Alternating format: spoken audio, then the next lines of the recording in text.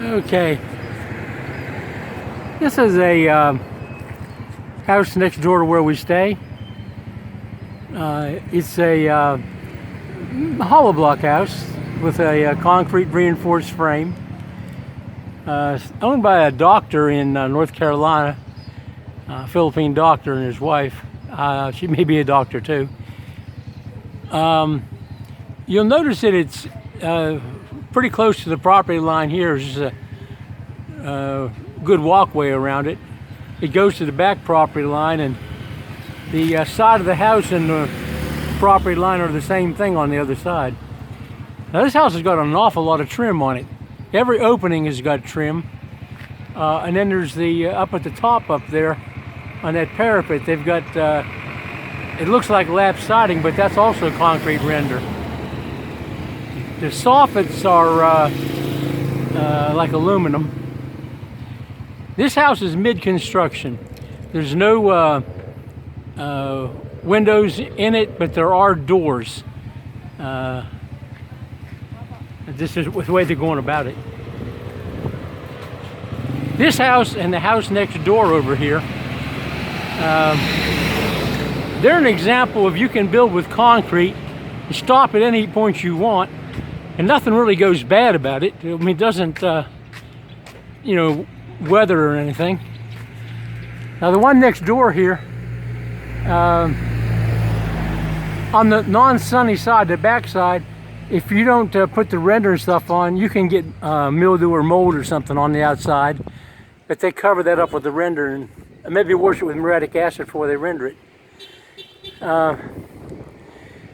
From looking in here, there's no floor under this part on the right, which looks to be the garage. They probably floored the house, but they just haven't done the garage yet. But they have got all the moldings done. About half the crew on this job was the crew from our job. We were gone for the summer, and one of them got a job over here, and then he made it a place for the rest of them. So the guys that built this were well satisfied with the quality of their work. So I'm sure this is built no less standard than ours. But this is what a hollow block house can look like, with just a little bit of extra gingerbread on the outside. These columns here, I think they were sonotubes, and the first attempt got them pretty well leaning. They had kinks in them. So we come by the next week, and all the scaffolding around the top was down, and they knocked them down and started over. So you can guarantee they're straight the second time. This house has air conditioning. It's running big, like 10-inch PVC pipes. There was a whole pile of it over here, but that's all inside of the floor, under the concrete, and in the upper floor. Hid every place they could hide it, above ceilings. But all those big pipes are going to carry the air back and forth from the heat exchanger. There's lights on in this house at night, so it's got electricity. When they started out, the two wires from the well, there on the wall there, you see the electricity. It's going up there and down the side. We call this temporary service. So they got enough electricity for lights.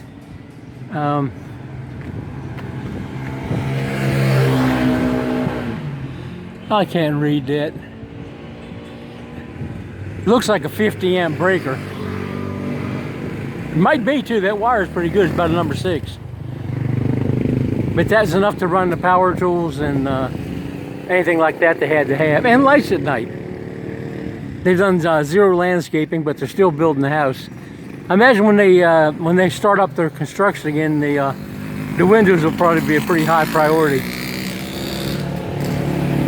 I've not been in there since they closed the gate this year, so I don't know how far along it is. When I saw it, they were still doing render out here. You can see through the back of the house back there, through the kitchen. The other property is right next to the back of it. Anyway, this is an example of a nicely done hollow block house. And we're going to look at another one or two that haven't been rendered yet.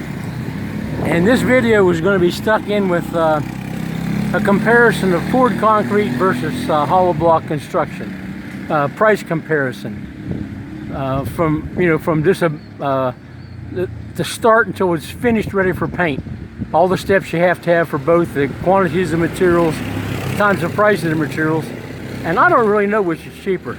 I'm pretty sure the poured concrete is stronger, but how strong do you need? You know, it's as strong as you can make anything. The steel structure might be stronger, but costs way more.